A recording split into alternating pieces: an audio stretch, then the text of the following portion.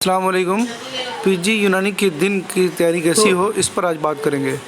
इंशाल्लाह इस आधे घंटे के सेशन में आपको ओवरऑल एग्ज़ाम की जो फाइनल तैयारी है उसका आपको इंफॉर्मेशन मिलेगा, ताकि एक साल जो आपने पढ़ा है वो सब अपनी जगह पर, लेकिन आपने अगर 1.5 घंटा ईमानदारी से नहीं दिया, 1.5 घंटा आपने फिजिकली मेंटली अच्छे से आप सेहतमंद नहीं रहे और वहां पर आपने 100% नहीं दिया, तो एक साल की पढ़ाई किसी काम की नहीं है।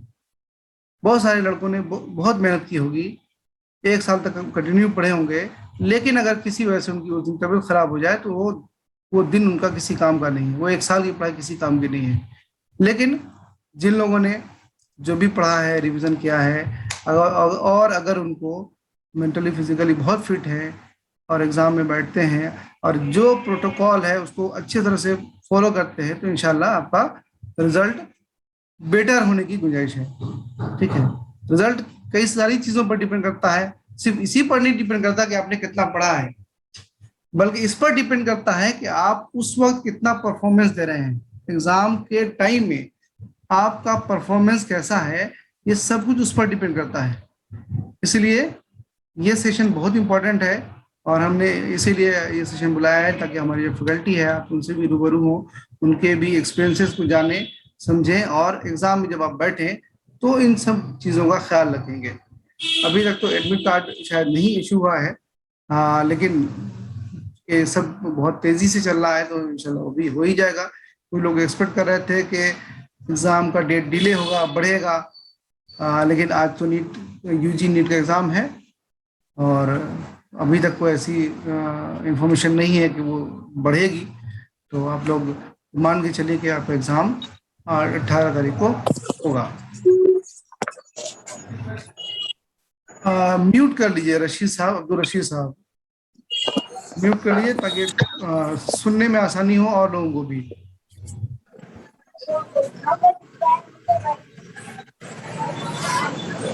तो रशीद साहब, जी फरमाइए। अस्सलाम वालेकुम।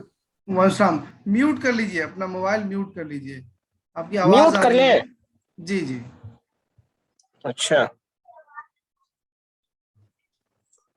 मिल नहीं देखिए, रहा। देखिए नीचे में म्यूट का ऑप्शन होगा, माइक जैसा दिखाई दे रहा होगा, उसको टच करके म्यूट हो जाएंगे। मिल नहीं रहा है मुझे। अगर नहीं मिल रहा है तो आसपास के साउंड को थोड़ा सा अलग कर दीजिए, आप थोड़ा सा किनारा कशी इख्तियार कर लीजिए जहाँ पे साउंड नहीं आए। ठीक है, वैसे उसी में ऑप्शन होता है म्यूट का, आप देख लीजिएगा। ठीक मिल है, तो नहीं रहा, मैं वो अब माइक वाला ऑप्शन मिल नहीं रहा है।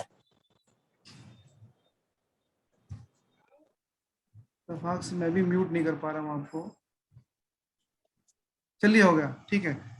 अब मैं डॉक्टर तलत नाइक, जो कि एक पीजी हैं, एमडी नईम से उन्होंने किया है, अभी श्रीनगर में पोस्टेड है, गवर्नमेंट जॉब में है और उन्होंने बहुत मेहनत की है स्टूडेंट को बूस्टअप करने के लिए। क्लास के अलावा उन्होंने, उनका जो कंट्रीब्यूशन है ये बहुत रहा है कि उन्होंने लड़कों को इंकरेज किया हर अलग अलग टॉपिक पे, जो उन्होंने सेलेक्ट नहीं किया था पढ़ाने के लिए, उसके अलावा भी उन सब्जेक्ट को उन्होंने पढ़ाया है। तिब्बत कानून को पढ़ाया है, मेडिकल जूरिस को भी पढ़ाया है, आईएनटी के भी इंपॉर्टेंट टॉपिक्स को उन्होंने टच किया है, एनाटॉमी फिजियोलॉजी को भी देखा है। तो मैं तो उनका बहुत शुक्रगुजार हूँ कि उन्होंने इतना बड़ा कंट्रीब्यूशन दिया हमारे स्टूडेंट को। उनका सबसे बड़ा मतलब कि जो रिटर्न होगा वो ये होगा कि इसमें से बच्चे क्वालिफाई करें, जितने बच्चे क्वालिफाई करेंगे वो सबसे बड़ा गिफ्ट होगा उनके लिए। और मैं उनको माइक पर दावत देता हूँ कि वो आए और थोड़ा सा एक्सपीरियंस शेयर करें कि बच्चों को क्या करना चाहिए। और बेसिकली उन्होंने जो टॉपिक चुना था वो आप लोग के पास है, what to what to revise in last time and how to attempt in exam. इस टॉपिक पे वो आपसे बात करेंगी। अभी कुछ लोगों का म्यूट नहीं है तो साउंड डिस्टर्ब हो रहा है, थोड़ा सा म्यूट कर लीजिए। ठीक है, अब मैडम डॉक्टर तलत तलत नाइक नाइक जी। अस्सलाम वालेकुम।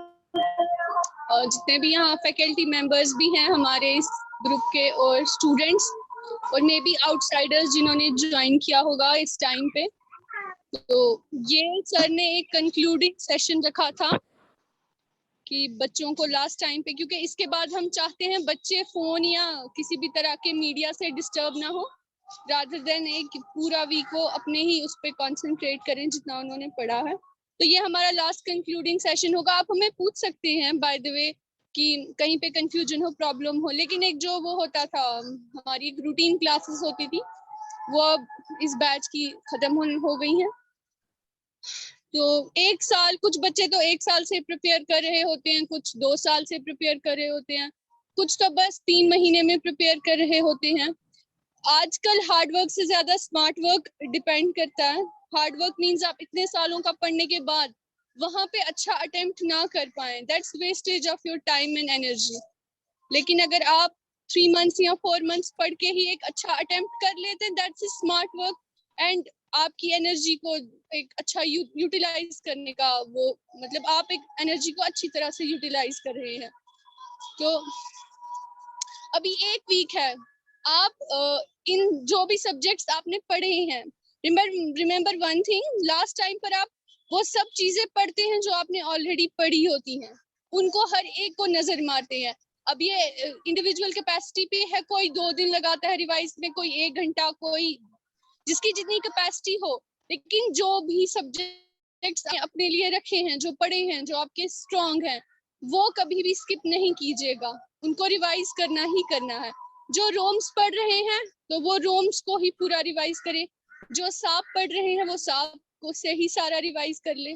और अपने यूनानी सब्जेक्ट्स पे जिसको जितना होल्ड है, अगर कोई उसूलियत, जैसे मैं जब फाइनल स्टेज पे पहुंचती थी, उसूलियत एक दिन में कर पाती थी सारी, तो मैंने वो रखा होता था, एक दिन में मुझे उसूली तिब करनी है, एक दिन में मुझे अदविया करनी है, एक दिन में मुझे मौलिजात करनी है, एक दिन में मुझे रोम्स करनी है। तो अगर मेरे पास 1 वीक का टाइम होता था तो मैं उस 1 वीक में भी 2 रिवाइज कर पाती थी सारे सब्जेक्ट्स के। तो आप देखें खुद में आपकी कैसी कैपेसिटी है, आप इसमें हैफजर्ड नहीं होना है, ये इंडिविजुअल कैपेसिटी है। कोई बंदा उसूली तिब को 2 दिन में याद कर पाता है, कोई 3 में। अब जिसका जितने रिवीजन हुए हो ये उस पर भी डिपेंड करता है और किसकी कितनी कैपेसिटी है। तो लास्ट डे में, जैसे एग्जाम से एक दिन पहले आप सोचेंगे अब मैं क्या पढूं क्या नहीं पढूं, आपको इस हफ्ते में सारा रिवाइज करना है जो आपका एग्जाम से एक दिन पहले खत्म हो जाएगा। क्योंकि कुछ बच्चों का सेंटर आउटसाइड भी बनता है, जरूरी नहीं उनका अपने ही सिटी में बने कि वो घर से निकले और एग्जामिनेशन सेंटर पे पहुंचे। कुछ को ट्रैवल करके दूर भी जाना पड़ता है, 4-6 घंटे का ट्रैवल होता है। तो आप ये सोच लें कि अगर आपका नेक्स्ट वीक माने 18 को एग्जाम है, तो आज से अगर आपने शुरू किया या मंडे से शुरू किया, फ्राइडे तक आप सारी बुक्स का रिवाइज कर लेने चाहिए, आपकी उससे हर एक चीज निकल जानी चाहिए।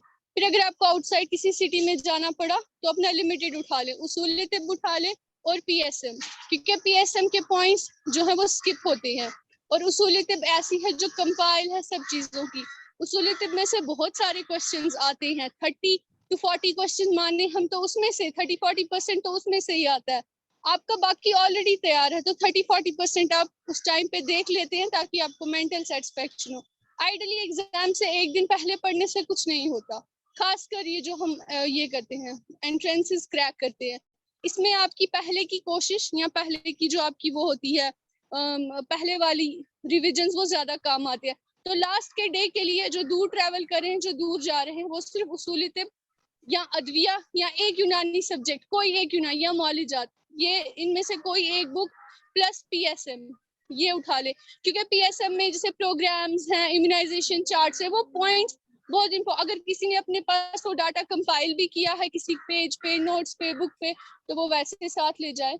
बहुत मेंटल फ्री होके लास्ट वाला दिन बिताएं, अपने आप को ओवर स्ट्रेस ना करें, क्योंकि लास्ट वाला दिन will not count to anything. अपने माइंड को जितना रिलैक्स करेंगे ये उतनी वापस एनर्जी से एग्जाम में परफॉर्म करेगा। अगर आप जिसको कहते हैं ना एग्जाम के लास्ट घंटे तक पढ़ते रहेंगे तो आपका माइंड वहां कभी वर्क नहीं कर पाएगा, वो ब्लैंक हो जाता है। माइंड को काम करने के लिए रेस्टिंग फेज चाहिए होता है। तो पहले दिन में आप आराम से 4-5-6 बजे तक पूरा कंप्लीट करके कंप्लीट रेस्ट लें, चाहे तो सो जाएं, चाहे तो रिलैक्स करें, कोई नमाज पढ़ ले, कोई जिक्र करता है, अपना अपना हिसाब जिसका जिससे मोटिवेटिंग लगेगा कि मेरा माइंड जैसे रिलैक्स होता है। कोई फैमिली के साथ बैठ जाए उस टाइम में, लेकिन बिल्कुल रिलैक्स रहे ताकि दूसरे दिन माइंड आपका काम कर सके। ये तो हुआ जो एक हफ्ता पहले से, अब क्या करें, सब लोगों में ये वो कंफ्यूजन रहता है कि मैं ये छोड़ूं या ये छोड़ूं। नहीं, जो आपने पढ़ा है उसी को रिवाइज करें, नई कोई चीज ना देखें। फिर आता है आपके पास एग्जाम के वो पीरियड जिसमें आपको अटेम्प्ट करना होता है। सबसे पहले बच्चे सोचते हैं कि मैं कैसे अटेम्प्ट करूंगा, मैं एक ही दम सारा कर दूं, मैं ये करूं। हमेशा एंट्रेंस एग्जाम राउंड्स में करना बेहतर रहता है, क्योंकि राउंड्स में आपकी स्कोरिंग ज्यादा होती है। आप फर्स्ट राउंड अप में वो क्वेश्चंस उठाएं, क्योंकि आपके टाइम का पैटर्न चेंज है, हमारे टाइम का अलग था। आपकी टाइम पे नेगेटिव मार्किंग भी है, आपकी टाइम पे कंप्यूटर बेस्ड भी है, हमारे टाइम पे OMR वाला होता था।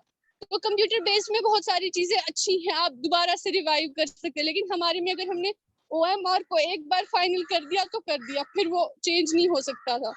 तो आप पहले राउंड क्वेश्चंस लें जो आपको 100% आते हैं, 100%। और जिस बच्चे ने पहले राउंड अप में 50 से ज्यादा क्वेश्चंस ठीक कर लिए, he is the sure in selection, वो श्योर होता है सिलेक्शन में, क्योंकि दूसरे राउंड अप में आप 10 से ज्यादा क्वेश्चंस नहीं अटेम्प्ट कर पाते, और तीसरा राउंड अप तो बहुत कम बच्चे जाते हैं, जो बहुत ही कैलिब्रस बच्चे हैं वो थर्ड राउंड कर पाते हैं। तो मैं हमेशा राउंड्स में पेपर करती थी, और मेरा पहले से ही ये था कि पहला राउंड अप किया मैंने तो जो मुझे क्वेश्चन आए वो मैंने कर दिए, उनको मैंने OMR किया या क्लिक कर दिया। फिर सेकंड टाइम पे मैं वो क्वेश्चंस करती थी जिसमें मुझे थोड़ा सोचना पड़ता था, वो करती। थर्ड टाइम पे मैं फिर लिमिटेड कुछ एक तुक्का अगर मारना हो, कुछ करना हो तो वो कर लिया, अदरवाइज मैं थर्ड राउंड तक नहीं हो पाता था, मैं 2 ही कर पाती थी। तीसरी बात है क्वेश्चन पढ़ना, सवाल पूछने वाला क्या पूछना चाहता है, आप क्या जवाब दे रहे हैं वो आपकी सोच है, लेकिन आपको एग्जामिनर की सोच पढ़नी है। आपको कितना आता है ये उस पर डिपेंड नहीं करता, एग्जामिनर आपको क्या पूछ रहा है उसका सवाल पढ़े हमेशा। बच्चे अमूमन जो है ट्रू फॉल्स में कर देते हैं, which of the following statement is correct, तो वो सोचते हैं अच्छा इन्होंने इनकरेक्ट पूछी है, अपने माइंड को ना करें, हमेशा क्वेश्चन क्या पूछा है उसको एनसर्कल करें। अगर आपको वहां पे कॉपी पेन लेने की इजाजत है तो लिख सकते हैं, नहीं तो वहां पर ही सोचे। 1 मिनट उन्होंने किस लिए दिया होता है, 1.5 मिनट उन्होंने क्वेश्चन पढ़कर समझने, बहुत ऑब्जेक्टिव टाइप क्वेश्चन 1-1.5 मिनट में पढ़ के समझना बहुत वक्त होता है। ये तो क्वेश्चन प्रॉपरली पढ़े फिर आंसर करें, रैंडमली आंसर्स पे क्लिक ना करें, क्योंकि सबसे टफ चीजें निकल जाती हैं, सबसे इजी चीजें कंफ्यूज करती हैं, वो गलत हो जाती है। तो उसके लिए क्वेश्चन बड़े आराम से स्थिर माइंड से पढ़ना है, उसके बाद क्लिक करना है। उसके बाद ये तो आपके लिए मतलब यही 2 चीजें हैं। अगर कोई कंफ्यूजिंग ऑप्शंस हैं, मानो जो क्वेश्चन में आपको कंफ्यूजन लग रहा है कि अच्छा इसका तो ये आंसर भी था, इसका तो ये भी था, तो उसको सेकंड राउंड के लिए छोड़ दें, क्योंकि उसमें आपको सोचना पड़ेगा, उसको एकदम से नहीं करें, उसको सेकंड राउंड के लिए छोड़ दें। आपका माइंड धीरे धीरे खुद वो डाटा रिकलेक्ट करके आपको सही आंसर क्लिक करने को देगा। जिस भी आंसर में कंफ्यूजन हो उसको अटेम्प्ट नहीं करो, उसको रखो, तब तक बाकी वाले कर दो, क्योंकि माइंड उस चीज पर सोच रहा होता है। ये एंट्रेंस एग्जामिनेशंस में खासियत होती है इंसान के दिमाग की कि वो डाटा रिवाइव कर रहा होता है, बस उसको टाइम की जरूरत होती है। जो ही आपने वो थोड़ा बहुत आधे घंटे तक कोई और कर लिया ना, दिमाग खुद ही वापस आकर आपको बता देगा नहीं इसका ये आंसर था। तो कंफ्यूजन वाले क्वेश्चन जल्दी अटेम्प्ट नहीं करने हैं, क्लियर वाले क्वेश्चंस पहले अटेम्प्ट करने हैं। तो मेरा टाइम अप हो रहा है। इन केस आप बच्चों को कभी भी कोई प्रॉब्लम हो, कंफ्यूजन हो, कुछ भी पूछना, मैं परफेक्ट नहीं हूँ, या मैं ऐसा नहीं कि मुझे भी बहुत कंफ्यूजन, मुझे कोई एक आंसर कोई गलत जगह पे याद आ जाता है, लेकिन ये है कि मैं पढ़कर क्लियर करने की कोशिश जरूर करती हूँ। मुझे बहुत खुशी है मैं इस ग्रुप के साथ जुड़ी हूँ, और आप बच्चों से मैं उम्मीद करती हूँ, पहले तो अल्लाह से उम्मीद करती हूँ, फिर आपसे उम्मीद करती हूँ कि आप आगे बढ़ेंगे, हमारे यूनानी सिस्टम को आगे बढ़ाने वाले लोग हैं आप सक्सेसफुल होंगे, प्रोफेशनल्स होंगे, पढ़ेंगे तो अच्छा पढ़ेंगे, बढ़ेंगे तो अच्छा बढ़ेंगे। मेरी तरफ से सब बच्चों को ऑल द बेस्ट। अल्लाह ताला आपको कामयाबी दे, आप बहुत बहुत और शुक्रिया नॉलेज को कभी उसको कभी एक जगह रुकाना नहीं होता है। ये हमारे पास जो है सदका है एक किस्म का, कि अगर हम पढ़ाई को आगे बढ़ाते जाए। चलिए फिर, thank you so much Shafat sir, आपने मुझे thank you to doctor Shahid sir और शफात सर को जिन्होंने मुझे इस ग्रुप से कनेक्ट करवाया, और हम लोग एक प्लेटफॉर्म पे इकट्ठे काम कर रहे हैं। बहुत बहुत शुक्रिया। आपकी जो ये मोटिवेशनल स्पीच है इंशाल्लाह लोगों को एग्जाम के वक्त जरूर फायदा देगी। और मैं डॉक्टर वक्त को बिना गवाए डॉक्टर अख्तर साहब को दावत देता हूँ कि अपनी जो स्पीच है वो शेयर करें, अपने एक्सपीरियंस से शेयर करें स्टूडेंट से। जी अस्सलाम वालेकुम। स्क्रीन शेयर का ऑप्शन अगर आप उधर से स्क्रीन तो मैं, आप अगर मुझे व्हाट्सएप पे भेज दें तो मैं आपको शेयर कर दूँ। व्हाट्सएप पे मुझे भेज दीजिए, मैं शेयर कर दूँ। व्हाट्सएप, एक मिनट।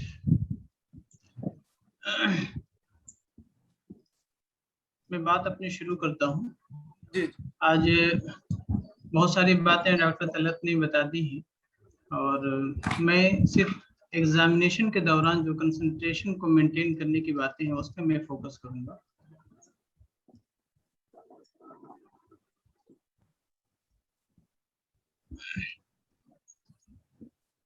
सबसे पहली बात तो ये कि जब भी आप एग्ज़ाम के लिए जब एग्ज़ाम हॉल में जाने के बाद की हम बात से शुरू करेंगे, तो एग्ज़ाम हॉल से पहले की जो रात होगी आपकी, वो आपकी साउंड स्लीप की रात होनी चाहिए। अच्छी नींद आप उस दिन ज़रूर ले लें ताकि आप खूब अच्छी तरह आराम करके एग्ज़ाम हॉल में पहुंच सकें, क्योंकि आपको वहाँ पे सवालात हल करने के लिए एनर्जी की भी ज़रूरत है और फ्रेशनेस की भी ज़रूरत है। तो आपको वो दोनों चीज़ें बिल्कुल पूरे तौर पे हासिल होनी चाहिए। उसके लिए बेहतर है कि आप खूब अच्छी एक नींद से पहले की रात में ले लें। और दूसरी बात ये है कि आप एक प्लानिंग के साथ एग्ज़ाम हॉल में दाखिल हो। प्लानिंग क्या करना है? प्लानिंग ये करनी है कि हमें क्वेश्चन पेपर को कैसे टैकल करना है, क्वेश्चन पेपर को किस तरह से हमें टैकल करना है। और उसमें हर एक कई चीज़ें हो सकती हैं।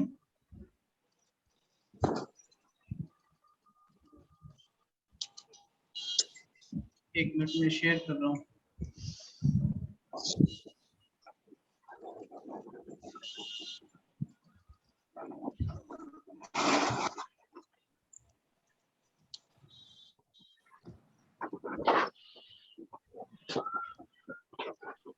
आज हमारी कंक्लूडिंग क्लास है। अभी ज़्यादा कोई पढ़ा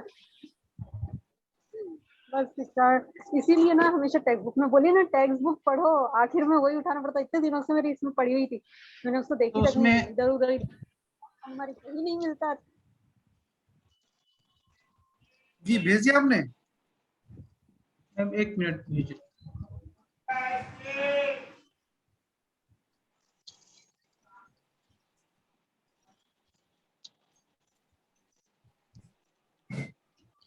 दूसरी बात जो मैं बता रहा था कि वो ये कि जब भी आप एग्जाम हॉल में जाएं तो एक पूरी तैयारी के साथ, एक प्लानिंग के साथ जाएं। प्लानिंग ये करना है कि क्वेश्चन पेपर को टैकल कैसे करना है। टैकल करने का तरीका अभी डॉक्टर तलत ने बहुत अच्छी तरह बता दिया कि आप पहले जो आसान क्वेश्चन है, जो आपका आता हुआ सवाल है, उसको पहले हल करें। जो कंफ्यूजिंग वाले हैं उसको ना छेड़ें, उसको दूसरे राउंड के लिए रहने दें।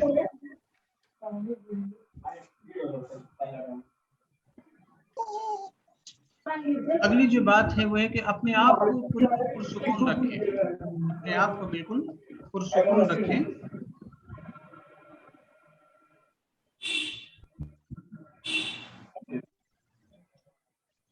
आपको पुरसुकून रखने के लिए जरूरी है कि आपको पैनिक नहीं होना चाहिए, क्योंकि एग्जाम की वजह से आपके नर्व पर आसाबी दबाव पड़ता है और ये एंजाइटी और फेयर की कंडीशन पैदा हो जाती है। तो बहुत सारे इस तरह की कैफियत में बहुत सारे आसान सवालात भी इंसान से गलत हो जाते हैं। तो बेहतर ये है कि सबसे पहले आप खुद को बिल्कुल पुरसुकून रखें और खुद पे एतमाद रखें, भरोसा रखें कि मैं बेहतर करूँगा। और सबसे बड़ी चीज़ ये है कि अगर कोई आंसर गलत हो जा रहा है तो उस पर बिल्कुल पैनिक नहीं होना है कि अरे मुझे तो ये आता हुआ सवाल था, मुझसे गलत हो गया। इसके असरात दूसरे क्वेश्चन पे भी पड़ते हैं। जो चीज़ हो गई वो हो गई। अब ये कि बिल्कुल सुकून के साथ अगले क्वेश्चन को हल करें। अगर कोई क्वेश्चन नहीं आ रहा है या आपसे हल नहीं हो रहा है तो आप अगले क्वेश्चन की तरफ बढ़ जाएं, उसको छोड़ दें। क्योंकि अगर आप उस वक्त पैनिक हो जाएंगे तो आप अगले सवालात को भी गलत करने लगेंगे। इसमें एक बात और शामिल है कि आप अपने साथ अगर पानी ले जा सकें तो बेहतर होगा, वक्फे वक्फे से आप थोड़ा बहुत पानी पीते रहें। पानी पीना ये एनर्जी को भी रिस्टोर करता है और रिफ्रेश भी करता है, और खासतौर से एक बड़ी बात है कि नर्व लिंक को ये यानी रिफ्रेश कर देता है। तो वक्फे वक्फे से अगर आप पानी पीते रहें तो ये बेहतर होगा। कभी कभी पानी का मंगवाइए, अपने साथ घड़ी भी ले जाएं ताकि आपको टाइम के मैनेज करने में आसानी हो, क्योंकि आपके पास वक्त लिमिटेड होगा, टाइम लिमिटेड होगा, और आपके पास यानी क्वेश्चन सारे ही करने हैं। इसलिए बेहतर यह है कि आप अपने टाइम को मैनेज कर ले, शुरू से ही आप उसको मैनेज करके चलें। उसके लिए आप अपने पास अगर घड़ी रखें तो बेहतर है। अगर बीच में अगर आपको कोई किसी सवाल की वजह से पैनिक की कंडीशन हो जा रही है तो आप थोड़ी देर के लिए एकदम से रुक जाएं, स्टॉप हो जाएं और रिलैक्स हो जाएं। थोड़ा अपने जिस्म को हरकत दें, कुछ अपनी आंखों को बंद करें, थोड़ी सी तब्दीली अपने पोस्चर में लाएं, और कुछ जो तरीके हैं इसके कि अपने अंदर के ओरिएंटेशन को ज़रा सा मेंटेन चेंज करें उसको, और उसके बाद फिर से रीस्टोर होकर के फिर से पूरे कंसंट्रेशन के साथ फिर से आप क्वेश्चन पेपर की तरफ मुतवज्जे हों और अगले सवाल के लिए तैयार हो जाएं। तो अगर पैनिक हो जाते हैं तो थोड़ी देर के लिए रिलैक्स होना ज़रूरी है। रिलैक्स होने का तरीका ये भी है कि थोड़ी देर के लिए आप उठ सकते हैं, अपने पोस्चर को चेंज कर लें, या पानी पी लें, या इस तरह की और दूसरी चीज़ें भी आप कर सकते हैं। अगर ये कंसंट्रेशन को ये स्टॉप और रिलैक्स हो जाना ये बेहतर करता है और उसके कंसंट्रेशन को मेंटेन करता है। सबसे बड़ी बात जो है अपने आप पर भरोसा, अपने आप पर एतमाद है। खुद एतमादी बड़ी चीज़ है ये, और जैसा कि डॉक्टर तलत ने बताया था कि रिवीजन में आप बिल्कुल भी कमियों को कोताही न करें, अपने एतबार से जो बेहतर हो उसको रिवाइज करते रहें। उसमें टालना बेहतर नहीं है। आमतौर पे लोग टाल देते हैं, चलो इसको बाद में देख लेंगे, तो वो चीज़ रह जाती है। कभी कभी उन्हीं चीज़ों से वो सवालात आ जाते हैं। बिल्कुल पॉजिटिव रहें, अपने तौर पर मेहनत करते रहें, और अपने आप पे, अपनी ज़ात पे भरोसा रखें, और अल्लाह पे भरोसा रखें। इंशाअल्लाह वो आपको मदद, यानी आपकी कामयाबी यानी अल्लाह की मदद से ही आएगी। और फिर ये है कि आप आगे बढ़िए। एक बड़ी चीज़ जो हम यहाँ पे बता देना चाहते हैं कि आमतौर पे लोग जो छोटी छोटी गलतियाँ करते हैं वो इसलिए करते हैं कि वो क्वेश्चन को सही तौर पे पढ़ नहीं पाते और समझ नहीं पाते। पढ़ते तो हैं लेकिन समझ नहीं पाते। इसलिए आप किसी भी क्वेश्चन को खूब अच्छी तरह पढ़ें, अगर क्लियर ना हो तो उसको दोबारा पढ़ें, जब खूब क्लियर हो जाए उसके बाद उसका आंसर करें। अगर किसी तरह से थोड़ा वक्त ले सकते हैं तो थोड़ा वक्त ले लें, उसको नोट करें, पेपर पे हल भी कर सकते हैं उसकी वजह से।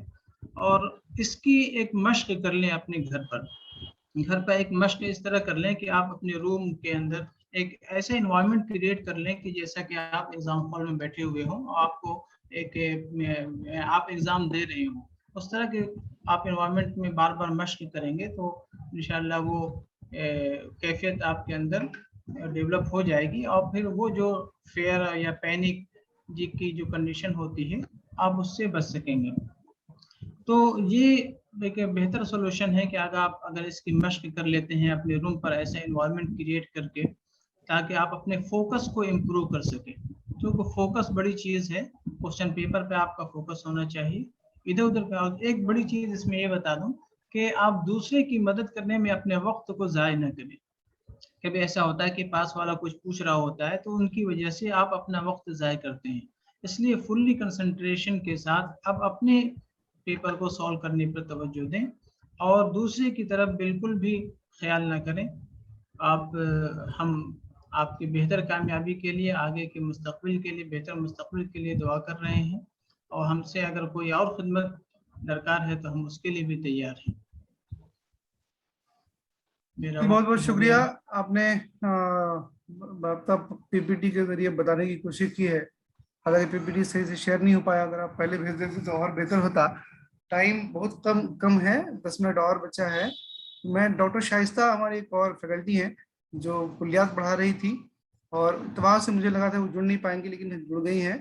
तो मैं उनसे भी कहता हूँ कि कुछ शॉर्ट में 2-4 मिनट आप स्टूडेंट से अपने एक्सपीरियंस शेयर करें। डॉक्टर शाइस्ता बानो। अस्सलाम वालेकुम एवरीवन। बहुत बहुत शुक्रिया डॉक्टर शफात करीम कि आपने मुझे मौका दिया कि मैं कुछ बोलूं। चूंकि मैं इस ग्रुप का हिस्सा रह चुकी हूं और लगभग 10 से 11 महीने मैं क्लासेस भी लिए है। मुझे बहुत अच्छा लगा, अल्हम्दुलिल्लाह बच्चे से पढ़ाई भी की है, अब वो चला है। तो मुझे लगता है कि तलत और या जो लास्ट मोमेंट में ये कि आप लोग स्किप किया उन्होंने, डॉक्टर अख्तर साहब ने क्वेश्चन अगर गलत हो तो आपको एक ऑप्शन है कि नेटवर्क ठीक नहीं है, आवाज नहीं आ रही है सही शीट से। से होता था, उसके बाद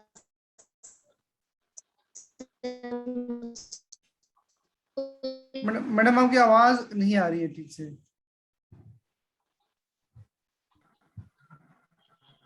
डॉक्टर शाइस्ता वो बेसिकली ट्रैवल कर रही हैं तो तभी शायद इनकी Okay. वॉल्यूम आपको ये नहीं मैं होगी। ऑडिबल हूँ आप लोग? जी जी अब हो गई अब। बोलिए। एक्चुअली मैं ये कह रही थी कि आप लोगों का ये लास्ट मोमेंट चल रहा है। इस मोमेंट में अल्हम्दुलिल्लाह आपको डॉक्टर तलत ने, डॉक्टर अख्तर साहब ने बहुत अच्छे टिप्स दिए हैं कि कैसे बिफोर एग्जामिनेशन कंसंट्रेशन या रिवीजन का जो भी है ऑप्शंस। तो मैं इस पे कुछ भी नहीं बोलूंगी, बस मैं आप लोग को विश करूंगी ऑल द बेस्ट। और मैं यही कहूंगी कि मुझे बहुत खुशी होगी कि आप लोगों का सिलेक्शन होगा, और मैं दुआ गो भी हूँ अल्लाह से आप लोगों में से ज्यादा लोग सेलेक्ट हो, ज्यादा क्या ऑलमोस्ट सेलेक्ट हो जाए, तो हमें तो बस लगे कि हमने अचीव किया है।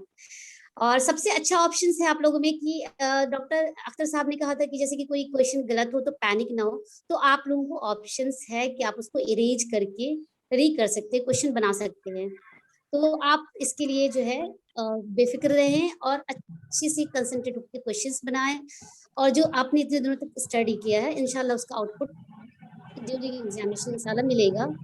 और मैं बस आपको ऑल द बेस्ट विश करना चाहती हूँ, wish you all the best, thank you so much. चलिए बहुत बहुत शुक्रिया डॉक्टर शाइस्ता बानो। एक्चुअली आप सब लोगों ने जो टिप्स दी है वो एग्ज़ाम के वक्त काम आने वाली है, और एग्ज़ाम के वक्त नहीं बल्कि अभी से काम आने वाली है, क्योंकि आज से आपके जो शेड्यूल होगा वो उन्होंने बताया है कि लास्ट टाइम में आपको क्या करना चाहिए और किस तरह से पढ़ाई करनी चाहिए। डॉक्टर तलत ने आपको बताया कि जो लास्ट डे है आपको बिल्कुल फ्री रहना चाहिए। फ्री इन द सेंस कि आपको एग्जाम का कोई प्रेशर नहीं हो, पढ़ाई का बहुत ज़्यादा प्रेशर नहीं हो। मतलब बेसिकली जब आप जहन को फ्री रखेंगे तो रिकॉल ज़्यादा होगा, ये बहुत सही है। और मैंने इससे पहले भी पिछले स्टूडेंट को भी, पिछले ग्रुप के स्टूडेंट को भी मैंने बताया था कि जब आप एग्ज़ाम देने जा रहे हो तो आप उससे पहले वाले दिन को आप फ्री फील कीजिए और एक अच्छी नींद लीजिए। तो अच्छी नींद लेने के बाद अगर किसी का प्रेशर नहीं होता तो रिकॉल अच्छा होता है। तो आपने साल भर पढ़ा है, एक दिन अगर आप नहीं पढ़ेंगे तो कुछ ज़्यादा बिगड़ने वाला नहीं है। एक दिन अगर आप नहीं पढ़ेंगे तो बहुत ज़्यादा बिगड़ने वाला नहीं है। हाँ, लेकिन अगर वो रिकॉल नहीं होगा तो बहुत कुछ आपका नुकसान हो जाएगा। इसलिए ये बहुत ज़रूरी है कि आपको एक दिन पहले फ्री होना चाहिए। और प्रेशर का पढ़ाई अमूमन क्या होता है, लड़के पेपर ले करके घूमते रहते हैं, बैठ के पढ़ते रहते हैं, एग्जाम हॉल में जाने से पहले तक पढ़ते हैं, फिर फेंक करके तब एग्जाम हॉल में जाते हैं। मेरा पर्सनल एक्सपीरियंस ये रहा है कि जिस एग्जाम में मैंने ऐसा किया उसमें मैं अच्छा नहीं कर पाया। तो बिल्कुल मैं उनकी बात से गई हूँ, और मैं आप लोगों को भी यही बात कहता हूँ कि आपको एग्जाम में जाने से पहले हर तरह की तैयारी चाहिए। अभी से आपको ये भी तैयारी चाहिए कि आपकी तबीयत ठीक रहे, आप सेहतमंद रहें, आप मोशन क्लियर हो, प्रेशर जिस्म पे भी ना रहे, पेट पे भी ना रहे, दिमाग पे भी ना रहे। ठीक है, ये बहुत ज़रूरी है। एग्ज़ाम से ठीक एक दिन पहले या एग्ज़ाम में जाने से पहले सुबह में मेरा जो पर्सनल एक्सपीरियंस वो मैं आपसे शेयर करता हूँ कि आपको ये चाहिए कि कोई भी ऑयली चीज़ ना खाएं। ठीक है, ऑयली चीज़ खाने से जहन थोड़ा कुंद हो जाता है और जो आपकी जो रिकॉल की जो कुव्वत है वो थोड़ी कम हो जाती है। ग्लूकोज होना चाहिए भरपूर, लेकिन ओवरडोज नहीं होना चाहिए, इतना हो कि आपका काम चले। और ऐसी चीज़ें लें जो ऑयली ना हो। ठीक है, तो इस चीज़ आप लोग ख्याल रखेंगे। और एग्जाम में बैठने के वक्त जो है कि किन चीज़ों का ख्याल रखना है। डॉक्टर अख्तर साहब ने बताया है कि कोई पैनिक कंडीशन नहीं हो। अगर कभी कोई क्वेश्चन गलत होता है तो आपको घबराना नहीं है।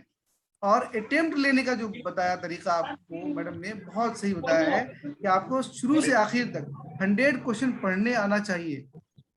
100 क्वेश्चन में बहुत सारे क्वेश्चन ऐसे, अगर आपने एक तरफ से बनाना शुरू किया और कोई चीज बाद में छूट गई तब अफसोस होगा, करे लास्ट में तो क्वेश्चन अच्छे थे, हम पढ़ नहीं पाए, वहां तक पहुंच नहीं पाए।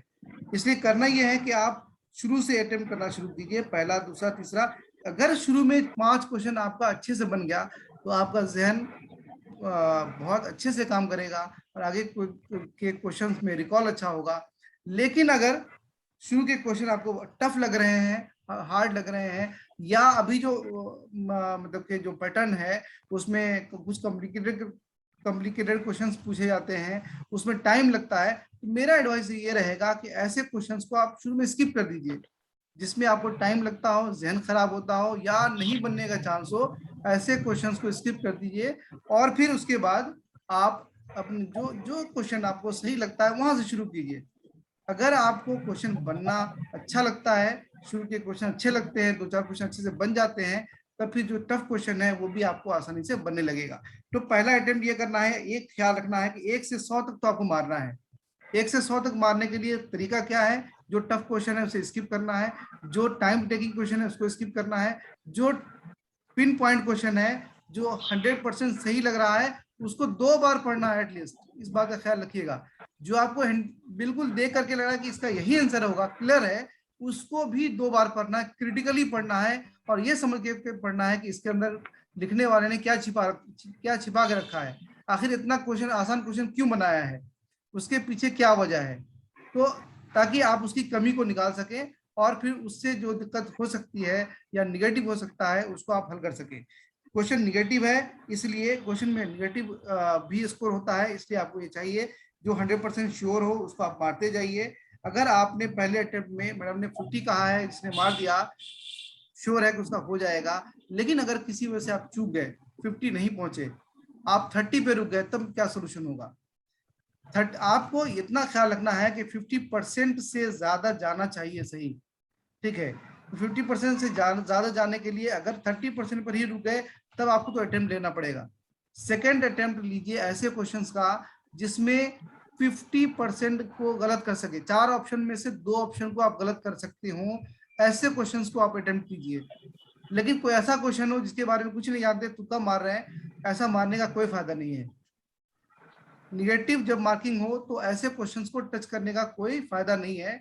इसलिए आपको लिमिट में रहना है। क्वेश्चन को अगर 30 तक आप 100% मारे हैं तो अगले अटेम्प्ट में 50% जिसका ऑप्शन गलत है, यानी 2 ऑप्शन सही हो सकता है दोनों में से कोई, उसको आप चांस ले सकते हैं। और कभी भी आपको बहुत अच्छा जा रहा है क्वेश्चन पेपर, बहुत अच्छा मार रहे हैं, फिर भी 70% से ऊपर मारने की कोशिश नहीं कीजिए। अपने आप को 70% तक लिमिट रखिए, उसके ऊपर जाने पे फायदा नहीं है। आपको टॉप करने की जरूरत नहीं है कि भाई टॉप ही मैं कर जाऊं, क्वालिफाई करना पहले इंपॉर्टेंट है। तो क्वालिफाई करने के लिए आपको 70 से नीचे तक रिस्ट्रिक्ट रखेंगे तो आपका रिजल्ट अच्छा रहेगा। टाइम खत्म हो रहा है, मैं दुआ के साथ कंक्लूड करता हूं कि अल्लाह आप सबको बेहतर तरीके से कामयाब करे और जिंदगी में एक बेहतर इंसान, बेहतर हकीम, बेहतर डॉक्टर और बेहतर रिजल्ट के साथ मतलब कि आगे जिंदगी मिले आपको। आप लोगों का बहुत बहुत शुक्रिया।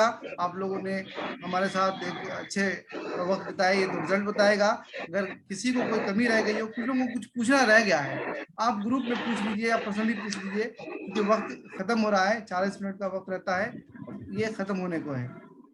ठीक है, आप हमारे फैकल्टी का बहुत बहुत शुक्रिया, हमारे स्टूडेंट का बहुत बहुत शुक्रिया। और आप लोगों में से अगर किसी को कोई अभी भी इशू रह गया तो इंशाल्लाह मैं उसको पर्सनली कोशिश करूंगा हल करने की। अल्लाह सर इस समय पे एग्जाम वगैरह दे सकते हैं कि सर, टेस्ट वगैरह चलते हैं ना, वो सब दे सकते हैं सर, या पूरा छोड़ नहीं।